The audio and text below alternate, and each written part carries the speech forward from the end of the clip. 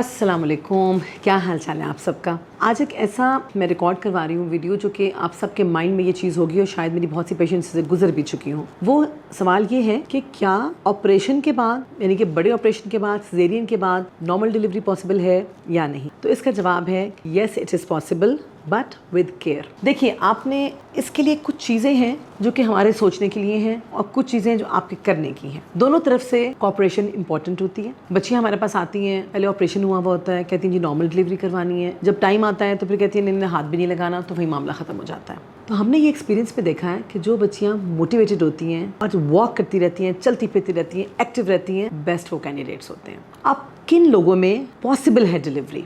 Number 1, अगर एक operation हुआ हुआ हो, पहले सिजेरियन एक हुआ हुआ हो, यानी कि एक के बाद नॉर्मल डिलीवरी पॉसिबल है, 2 या 3 के बाद पॉसिबल फिर भी है बट विद कॉम्प्लिकेशंस, तो इसलिए हम यूजुअली में ट्राई नहीं हम करते। नंबर 2, ऐसी बच्चियां जो बहुत हेल्दी ना हो, बहुत मोटी ना हो, दुबली पतली हो, स्लिम, नॉर्मल जिसका एवरेज इनका वेट हो। BMI जिसे होता है एक कैलकुलेशन एक होती है जिसके अंदर बॉडी का मास देखा जाता है कितना है। तो BMI जिन लोगों का जो नॉर्मल हो, 24 तक हो, जो 24 से नीचे हो, वो भी अच्छी कैंडिडेट्स होती हैं। नंबर 3, बेबी का हेड नीचे हो, यानी कि टांगे ऊपर और सर नीचे, इन लोगों के लिए चांसेस अच्छे होते हैं। नंबर 4, पहले वाले ऑपरेशन की हिस्ट्री देखना बहुत ज़रूरी है कि वो ऑपरेशन कहाँ पे हुआ हुआ है, किसने किया हुआ है, क्या रीज़न था उसका ऑपरेशन होने का, और वो ऑपरेशन बच्चेदानी के किस हिस्से में हुआ हुआ होता है। अगर बच्चेदानी के बिल्कुल निचले वाले हिस्से में होता है ऑपरेशन, यानी कि पिछला कट बच्चेदानी के बिल्कुल निचले वाले हिस्से में होता है, वहाँ पे बेहतर होते हैं चांसेस सक्सेस के। लेकिन अगर किसी ने ऑपरेशन के दौरान किसी मजबूरी के तहत बच्चेदानी के ऊपर वाले हिस्से से ऑपरेशन किया हुआ है, ये एक कॉन्ट्राइंडिकेशन हो जाती है, यहाँ पे सक्सेस के चांसेस कम हो जाते हैं। अब पेशेंट्स पूछते हैं कि सक्सेस रेट कितना है।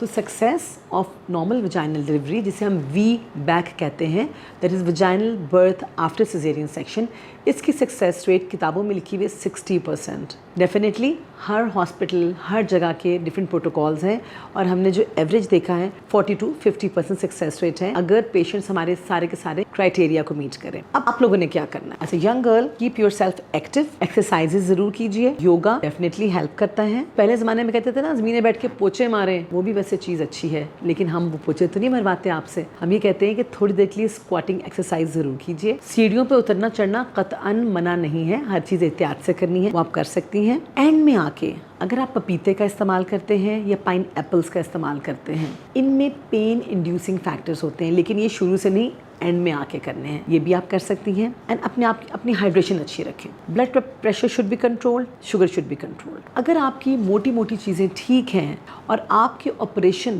पिछले ऑपरेशन से इस ऑपरेशन का वक्फा अच्छा है, यानी कि 2.5 साल से ऊपर हो चुके हैं, then you stand a good chance. अब हमारे करने वाली कौन सी चीज़ें हैं? एज अ डॉक्टर हमने आपका ब्लड प्रेशर, आपकी शुगर को वेल कंट्रोल रखना होता है। आपके जो मंथली विजिट्स होंगे उसमें हमने ये तयन करना होता है कि आपकी आंवल ऊपर है, नीचे नहीं है, बच्चे का वजन सही तरीके से बढ़ रहा है, बहुत छोटा, ये बहुत बड़ा नहीं है। नंबर 3, बच्चे का पानी ठीक है, यानी कि जिसे हम अपनी ज़बान में, आम ज़बान में कहते हैं पानी कम हो गया या पानी बहुत ज़्यादा हो गया, ऐसा नहीं होना चाहिए। बच्चे का वज़न आइडियल जो डिलीवरी के वेट होते हैं ना जी, वो बेस्ट होता है 2.5, 2.6 से लेके 3.4 तक। अगर बहुत छोटे बच्चे हों उनका भी प्रॉब्लम हो जाता है, कॉम्प्रोमाइज्ड होते हैं, नॉर्मल डिलीवरी के दौरान पखाना कर सकते हैं। और अगर बहुत बड़े बच्चे होते हैं, यानी कि 3.8 से भी ज़्यादा, वहाँ पे भी कॉम्प्लिकेशंस होने के चांस होते हैं। और इन दी एंड अल्ट्रासाउंड करवा के ये भी देख लिया जाए कि बच्चे के गले में नाड़ तो नहीं है। देखिए, एक आध नाड़ होना कोई प्रॉब्लम नहीं है, लेकिन जहाँ नाड़ 2 या 3 मरतबा हो और टाइट हो, वहाँ पे प्रॉब्लम हो सकती है। तो आपके एंड से ये तमाम चीज़ें, वॉक करें, अपना वजन मेंटेन रखें, ब्लड प्रेशर, शुगर मेंटेन रखें, अपना हीमोग्लोबिन आपका बहुत अच्छा होना चाहिए। हीमोग्लोबिन आइडियली WHO क्लासिफिकेशन के अकॉर्डिंगली 11 तक आपका हीमोग्लोबिन होना चाहिए।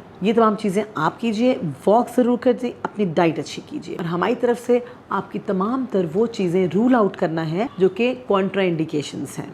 बेस्ट डिलीवरी उन लड़कियों की होती है जो कि आखिर वक्त तक चलती फिरती रहें और ख़ुद ब खुद लेबर में जाएं। देखिए, अगर हम लोग पेन्स लगवाते हैं ना, वहाँ पर कॉम्प्लिकेशंस हो सकती हैं। वो कॉम्प्लिकेशंस क्या हैं? हालांकि हम रखते हैं फरिश्ते की नज़र, लेकिन अल्लाह ना करे किसी ना किसी के बच्चेदानी के फटने के चांसेस हो जाते हैं, जो हमारे लिए बहुत बड़ी कॉम्प्लिकेशन है। तभी जब भी आपकी डिलीवरी होगी, जिन पेशेंट्स के पहले एक ऑपरेशन हो चुका है और अब वो डिलीवरी करवाती हैं, ऐसी जगह पे कराएं जहाँ पे आपकी डॉक्टर भी अच्छी हो, तमाम सहूलियात 24 घंटे पे अवेलेबल हों, चाइल्ड स्पेशलिस्ट का होना, अच्छे एनेस्थेटिस्ट का होना, अच्छी सर्जिकल टीम का होना, ब्लड बैंक का होना, ये सब चीज़ें ज़रूरी हैं। इसीलिए आपने जब भी वी बैक का सोचें, यानी कि vaginal birth after caesarean section, choose your doctor wisely. Best वही हैं जो कि खुद ब खुद लेबर में जाते हैं।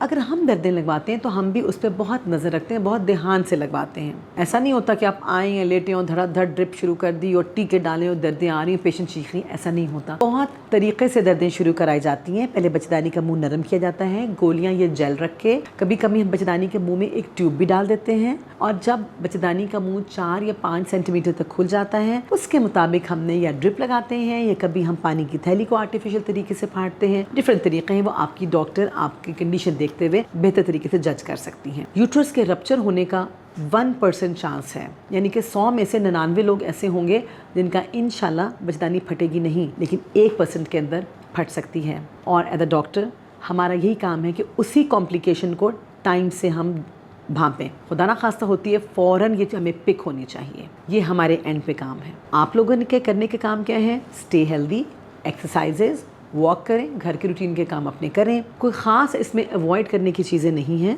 इस चीज़ का ध्यान रखें कि जहाँ पहले आपका ऑपरेशन हुआ वहाँ पे दर्द ना उठे। इन केस दर्दों के दौरान या वैसे भी 9वें महीने में आपको लगे कि बच्चेदानी के बिल्कुल निचले हिस्से में जहाँ पहले ऑपरेशन हुआ है वहाँ पे टीसें उठ रही हैं दर्द, तो प्लीज़ अपने डॉक्टर को बताएं। कभी कभी होता ही है कि बच्चे का सर उस ख़ास जगह पे लगता रहता है, वहाँ से वो जगह गिव वे कर जाती है। या मेरी वो प्यारी प्यारी लड़कियाँ जो कि खाती कम है, जिनमें प्रोटीन डेफिशिएंसी हो जाती है या जिनमें खून की कमी हो जाती है, वहाँ पर आपके टिश्यूज़ की सकत ही नहीं होती, हिम्मत ताकत ही नहीं होती, और दर्दें आती नहीं कि दर्दें शुरू हो जाती हैं उस ख़ास एरिया में। तो ये वो प्रॉब्लम्स हैं जो कि आपको पता होने चाहिए। डाइट अपनी अच्छी रखें, 2-2 अंडे डेली खाएं, रोटी का, कीमे का, गोश्त का इस्तेमाल, और अगर वो नहीं पसंद तो दालें ज़रूर खाएं। फाइबर का इंटेक रखें, पानी का इस्तेमाल अच्छा करें, and hope for the best. उम्मीद है आपको इस व्लॉग से फ़ायदा होगा। Thank you so very much.